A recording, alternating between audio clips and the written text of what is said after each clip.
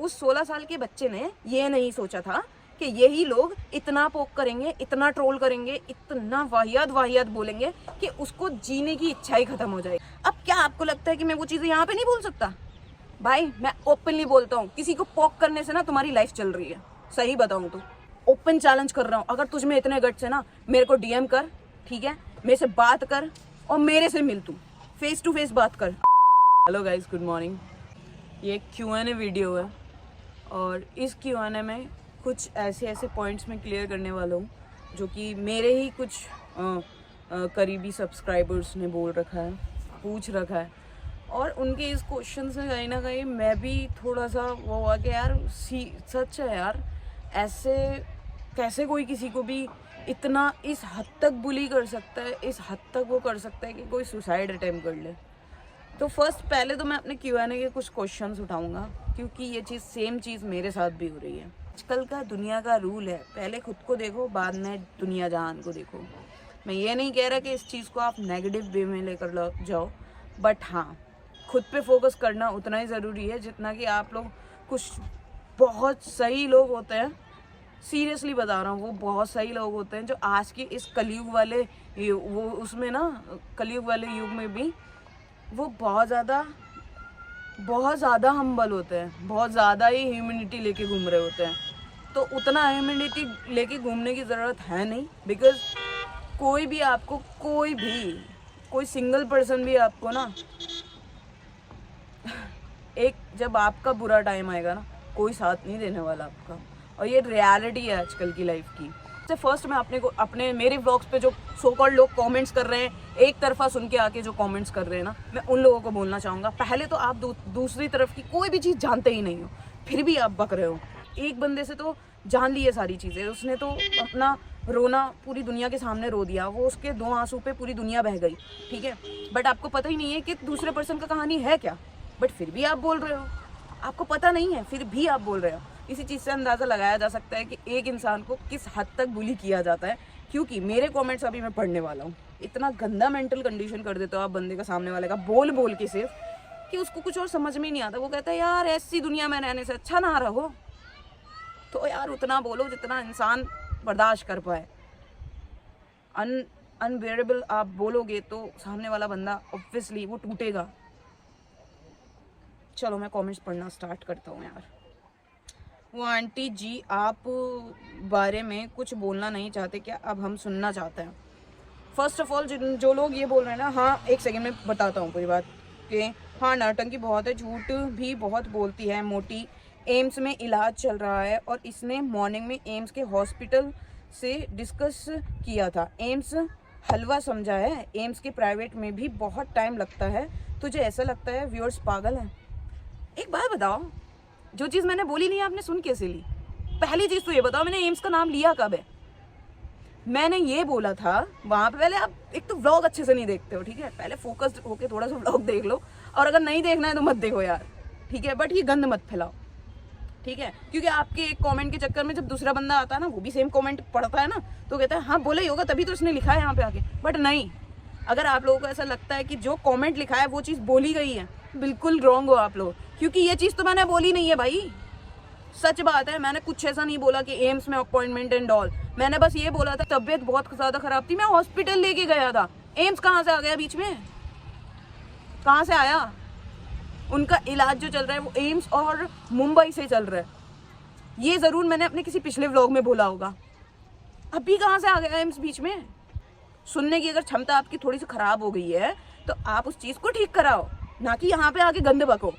घर पे आते ही हरामखोरी शुरू, जब तक बाहर होती है फुल आवारागर्दी, घर आते ही हद हराम, कमाल की नौटंकी है भाई, हद है, कमाल की नौटंकी है। लास्ट बार घर पे होटल वाली कांड हो जाएगा बीमारी के बहाने। PASH पाश, ओके, ये इन्होंने कमेंट किया है और ये हर वीडियो पे मेरी आके गंद बकना ही बकना है। इसको कोई और काम नहीं है, ठीक है, इसको कुछ काम नहीं है, इसको हर वीडियो पे आके गंद बकना है बस। और ये नहीं, ये सिर्फ मेरी भाई, बहुत से लोगों की, ये नहीं सिर्फ मेरी।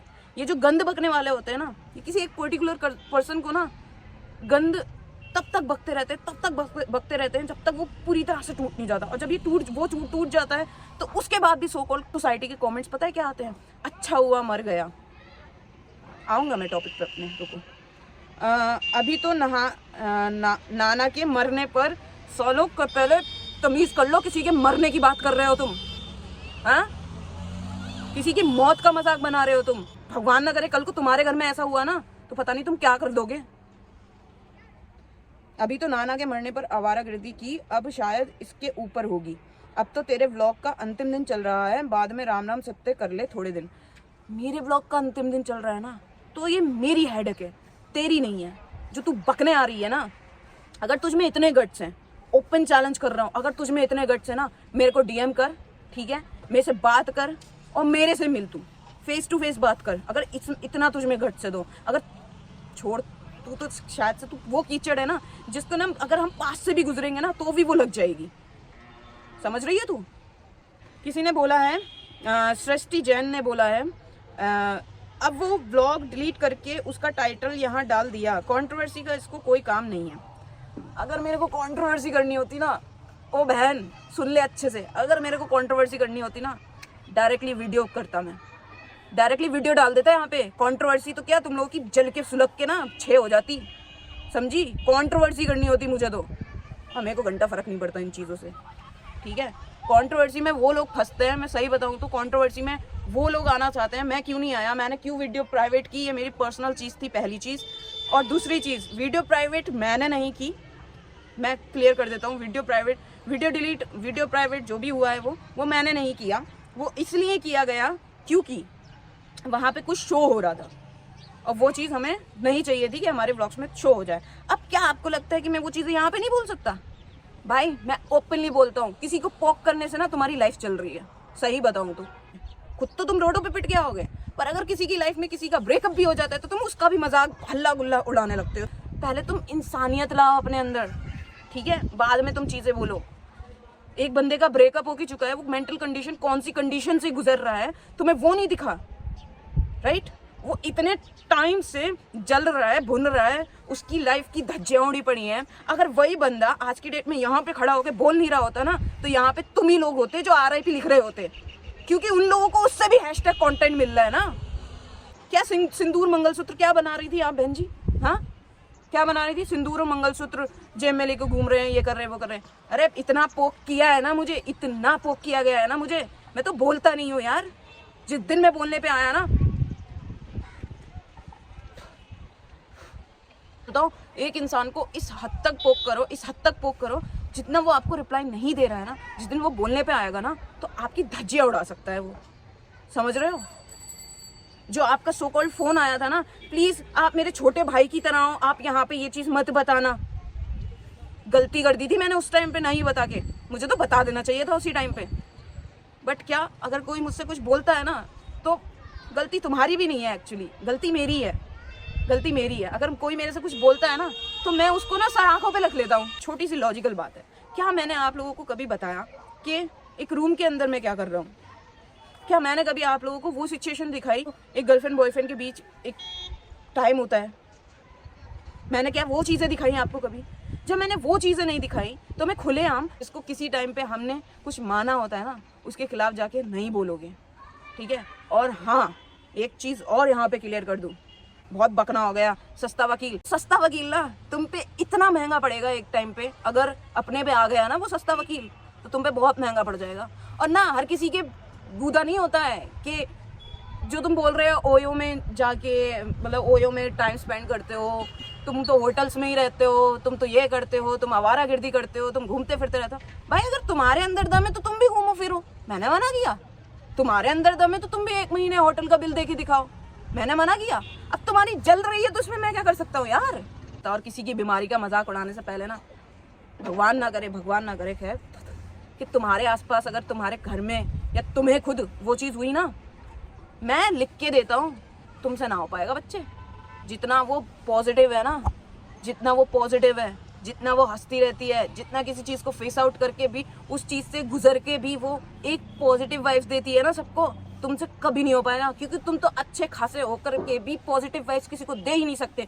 तुम जैसे लोगों की वजह से सुसाइड्स होते हैं। तो वो फेंट होने वाली है मेट्रो स्टेशन पे और तुम व्लॉग बना रहे हो, या अगर व्लॉग बना भी रहे थे उसको बंद करके उसके पास जाना चाहिए। शायद से, मैंने फिर बोल रहा हूँ ये चीज़, शायद से आप अच्छे से व्लॉग को देखते नहीं हो, क्योंकि जब मैंने व्लॉग बनाना स्टार्ट किया था उस टाइम पे मैं ऑपोजिट साइड पे था, वो पिंक लाइन पे थी, मैं ब्लू लाइन पे था, ठीक है। और ये जो क्वेश्चन आया है ये पिछले व्लॉग से आया, अगर आप लोगों ने पिछले व्लॉग नहीं देखा तो जाके देख लीजिए। तो ऐसा करके हुआ था, मैं ब्लू लाइन पे था, वो पिंक लाइन पे थी, तो मुझे जाते जाते का मैंने व्लॉग बनाया है, समझ रहे हो, जाने जाने तक का मैंने व्लॉग बनाया। जैसे ही मैंने उसको देखा व्लॉग कट होके कंटिन्यू कहाँ से हुआ है ये भी चेक करना जाके, ठीक है, कंटिन्यू मेट्रो से हुआ है वो, क्योंकि उसने बीच उतने टाइम तक मैंने सिर्फ और सिर्फ उस पर फोकस किया, उसको संभाला। और खैर मैं तुम्हें बता क्यों रहा हूँ, क्योंकि अगर तुम में इतना ही दिमाग होता तो तुम लगा चुके होते, बताने से कोई फ़ायदा नहीं है।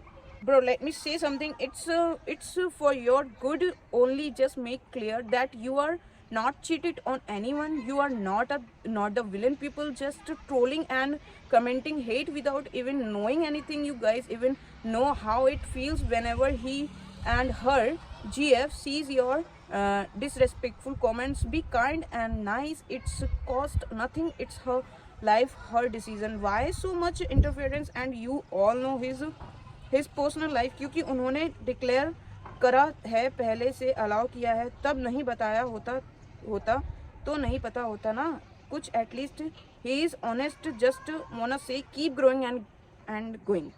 Thank you so much Mansi Mehta ji, thank you so much, क्योंकि आपने कुछ चीज़ें बहुत ज़्यादा क्लियर करने की कोशिश की है यहाँ पे, मेरे को बहुत अच्छा लगा ये चीज़ देख के।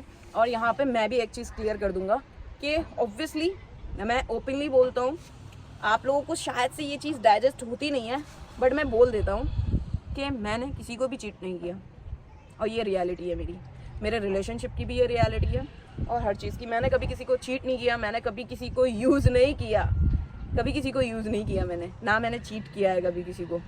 हाँ, अभी आते हैं हम अपने मेन पॉइंट पे। द मेन पॉइंट इज़ कि उन्होंने मेरे एक दोस्त थे, उन्होंने पूछा है मेरे से what is the main reason why lesbian couples break up, first question, and what kind of problems you guys face in their personal life.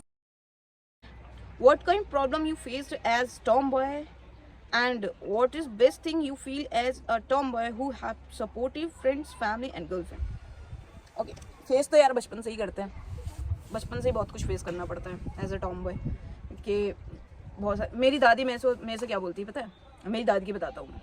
जहाँ पे मैं पहले रहता था वहाँ पे मेरी दादी नीची निवाई रह लो, नीची निवाई, ठीक से रह लो, शॉर्ट्स नहीं पहन सकते, जीन्स नहीं पहन सकते, ये करो वो करो, ऐसा करके होता था मेरे साथ। और ये चीज़ मेरी मॉम को कहीं ना कहीं वहीं से पता चल गई थी कि आई एम डिफरेंट। मेरे को जिस टाइम पे मेरे को भी नहीं पता था, शायद से मेरी मॉम को हिंट चला गया था that I am different, because मेरा बचपन से ही अलग रूला था, अलग तरह से मैं। होता है ना, कुछ लोग बोलते हैं ना कि ये टॉमबॉय कैसे बना, भाई कोई बनता नहीं है, कोई भी नहीं बनता, वो पैदा होते हैं। यहाँ पे आके किसी ने कोई कोर्स नहीं करना है कि भाई मैं ये वाला लेस्बियन गे वाला कोर्स करूँगा, मैं भी ऐसा करके बनूंगा, नहीं, बनना नहीं होता, वो पैदा होते हैं, ये चीज़ है। बाकी अब मैं बात करता हूँ प्रांशु की, जो 16 ईयर्स में सिर्फ उसका क्या फॉल्ट था पता है, उसका क्या फॉल्ट था, उसका ये फॉल्ट था बेचारे का, उसका बहुत बड़ा फॉल्ट था पता है, बहुत बड़ा फॉल्ट था उसका, क्योंकि वो अपनी लाइफ को जी रहा था, क्योंकि वो सोशल मीडिया पे आके, पता नहीं उसको क्या सोची थी, सोशल मीडिया पे आके उसका जो टैलेंट है वो दिखाने की कोशिश कर रहा था। वो ये चाह रहा था कि मेरे टैलेंट से कोई और भी सीख जाए, वो उसकी फॉल्ट था। वो ये कोशिश कर रहा था कि मेरे जैसे और भी लोग होंगे जो कि शायद से मेरे कॉन्सेप्ट को लाइक करेंगे, मुझे लाइक करेंगे। होता है ना, एक इंसान, अब मैं ही हूँ, मैं सोशल मीडिया पे क्यों हूँ, मैं ऑब्वियसली मैं जानता हूँ कि मैं ओपन हूँ, इससे बहुत सारे लोगों को कहीं ना कहीं एक होता है ना, एक इंस्पिरेशन मिलती है कि यार ये बंदा ओपन आ गया, ये हर चीज़ लाइक शेयर कर सकता है, इसमें इतने गट्स हैं। भाई है मुझ में, खैर मुझे घमंड है इस चीज़ का, मुझ में है गट्स, पहली चीज़। तो उसको भी ये चीज़ हो गई थी कि मैं सोशल मीडिया पे आऊँगा, अच्छे से मैं अपने टैलेंट को यहाँ पे शो करूँगा तो अच्छा रिस्पॉन्स आएगा, या नहीं भी करेंगे तो एटलीस्ट कुछ सीख लेंगे। बट नहीं, उसका ये बहुत बड़ा गलती था भाई, बहुत ज़्यादा बड़ा गलती था, क्योंकि उस 16 साल के बच्चे ने ये नहीं सोचा था कि यही लोग इतना पोक करेंगे, इतना ट्रोल करेंगे, इतना वाहियात बोलेंगे कि उसको जीने की इच्छा ही खत्म हो जाएगी। पता है, लोग बोलते हैं कायर था सुसाइड कर लिया, क्यों बोला जाता है पता है, मुझे ऐसा लगता है, टू बी वेरी ऑनेस्ट, मैं यहाँ पे किसी को ये नहीं कह रहा कि तुम इस लाइन की तरफ जाओ, भाई बिल्कुल नहीं। कभी भी अपनी कुछ भी हो जाए लाइफ में, अपनी लाइफ खत्म करना सबसे बड़ा क्राइम है, मैं यहाँ पे ये भी चीज़ बोलूँगा। बट जो लोग बोलते हैं ना कि ये कायर था, ये था, वो था, भाई अगर तुम्हारा ना ऐसे करके ब्लेड भी लग जाएगा ना, बहुत ज़्यादा कट जाएगा ना, ठीक है, तुम तुरंत डॉक्टर के पास भागोगे, अरे यार ज़्यादा कट गया, कहीं कुछ हो ना जाए। कुत्ता काट लेता, कुत्ता होता है ना, कुत्ता काट लेता है, हम क्यों रेबीज वेबीज का इंजेक्शन लगाते घूमते हैं? छोड़ दो फिर, अगर डर नहीं है तो। भाई सबसे बड़ा डर ही मौत का है, सबसे बड़ा डर मौत का है। कोई सुसाइड कर रहा है ना, तो मतलब कि वो बहुत हद तक टूट चुका है, मतलब कि अभी उसकी ज़िंदगी में तुमने कुछ छोड़ा नहीं है, समझ रहे हो? तुमने उसको इस हद तक तोड़ दिया है, तुमने इतना बक दिया उसके लिए फालतू का कि वो बेचारा कुछ कर ही नहीं पा रहा। उसको लग रहा है कि बस वो उठते बैठते खाते पीते वही चीज़ें उसके दिमाग में घूम रही है, वही। तो वो क्या कर रहा है कि छोड़ दो यार, इससे अच्छा तो इन के बीच रहने से अच्छा तो मैं ऊपर निकल लूँ। सबसे इजी वे उसको वही लगता है। इसलिए प्लीज़ ऐसे करके रिक्वेस्ट है, ऐसे करके प्लीज़ किसी को भी इतना हद तक मत मेंटली डिस्टर्ब करो, इस हद तक उसको इस मेंटल कंडीशन में मत पहुंचाओ, इतना उसको मत ट्रोल करो, इतना उसको बुली मत करो कि वो मरने पे मजबूर हो जाए यार। बच्चा है वो, बच्चा। ठीक है, तो आज का वीडियो एंड कर देते हैं, मिलते हैं कल नेक्स्ट व्लॉग में।